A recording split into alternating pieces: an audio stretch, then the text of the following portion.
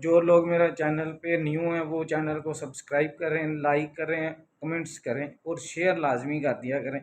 और kindly please video को skip ना किया करें, वीडियो को पूरा देखा करें। अल्लाह पाक आपको जज़ाए खैर दे।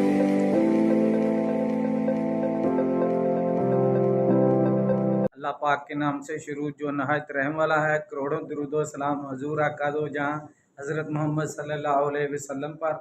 जी तो गाइज़ आप देख रहे हैं हाजी इरफान ऑफिशियल, मैं हूँ हाजी इरफान अली।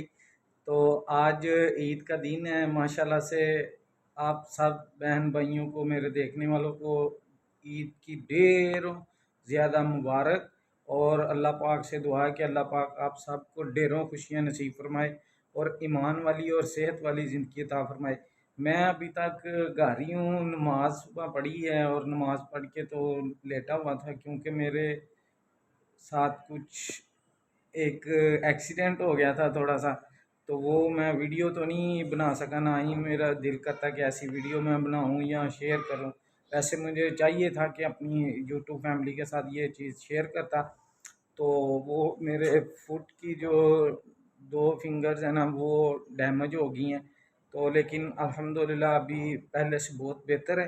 तो आगे अगर आज कहीं मौका बना जाने का तो इंशाल्लाह ताला मैं वो व्लॉग भी शेयर करूँगा।